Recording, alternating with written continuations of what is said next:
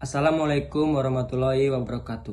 Nama saya Aris Muhammad Rizky, saya dari kelas 12 MIPA 6. Di sini saya akan mencoba untuk sedikit menjelaskan tentang keadaan politik dan ekonomi pada masa reformasi.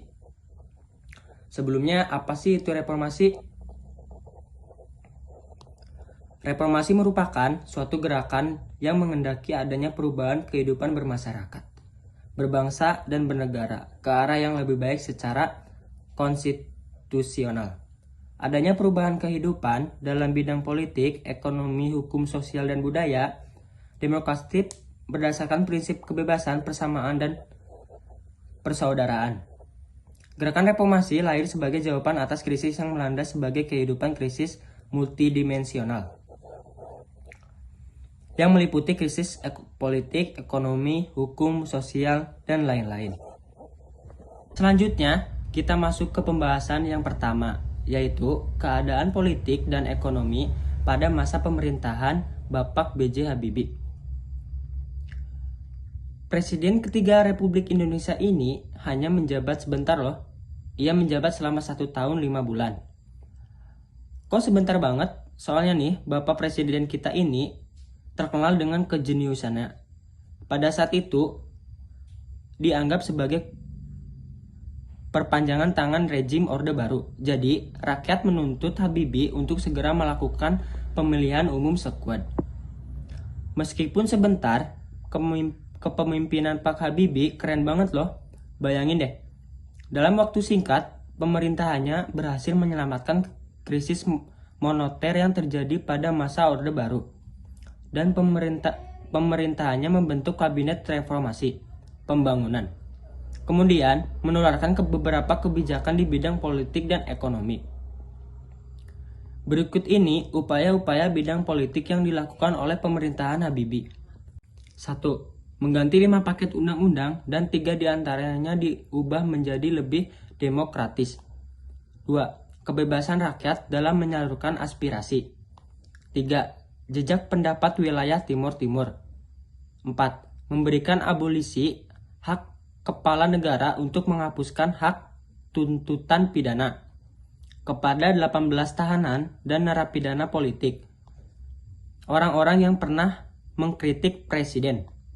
5. Pengurungan jumlah anggota ABRI di MPR dari 75 orang menjadi 38 orang. 6. Polri memisahkan diri dari ABRI menjadi kepolisian. Istilah ABRI berubah menjadi TNI. Selain upaya dalam bidang politik, ada juga upaya-upaya dilakukan dalam bidang ekonomi, diantaranya 1. Merekapitulasi perbankan dan menurunkan inflasi. 2. Merekonstruksi perekonomian nasional. 3. Melikuidasi bank-bank bermasalah. 3. Membentuk Badan Penyihatan Perbankan Nasional. 4. Menaikkan nilai tukar rupiah terhadap dolar hingga di bawah 10.000. Kamu tahu kan kalau Gus Dur itu adalah Presiden Rakyat Indonesia keempat? Tahu dong harusnya. Nah, Gus Dur menjabat mulai dari tahun 1999 sampai 2001. Terpilihnya Gus Dur sebagai presiden tidak terlepas loh dari peran MPR yang pada saat itu menolak laporan pertanggungjawaban Presiden Habibie. Akhirnya Gus Dur terpilih dan jadi presiden melalui dukungan partai-partai Islam yang menjadi poros tengah.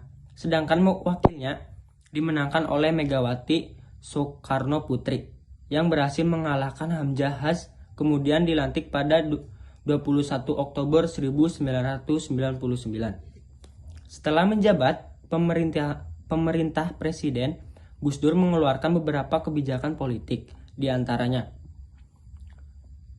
1. Departemen Penerangan dibubarkan, dianggap mengganggu kebebasan. 2. Departemen Sosial dibubarkan, dianggap sebagai sarang korupsi. 3. Menyetujui pergantian nama Irian Jaya menjadi Papua pada akhir Desember 1999. 4. Masyarakat etnis Tionghoa diperbolehkan untuk beribadah dan merayakan tahun baru Imlek. Pimpinan Gus Dur tidak berlangsung lama. Ia harus mundur dari jabatannya pada 23 Juli 2001. Puncak jatuhnya itu ketika MPR yang saat itu dipimpin oleh Amin Rais atas usulan DPR mempercepat sidang istimewa MPR. MPR menilai Presiden Gus Dur melanggar TAP nomor 7 MPR 2000 dan atas kebijakannya yang kontroversial. Setelah Gus Dur lengser, kemudian jabatan presiden digantikan oleh wakilnya, yaitu Megawati Soekarno Putri. Sejak saat itu, pemilihan presiden kemudian dilakukan setiap 5 bulan sekali. Setelah Megawati selesai menjabat, terpilih Susilo Bambang Yudhoyono atau SBY dengan menjabat selama 2 periode. Setelah SBY selesai menjabat, selanjutnya adalah Bapak Joko Widodo yang sampai hari ini masih menjabat sebagai Presiden Republik Indonesia.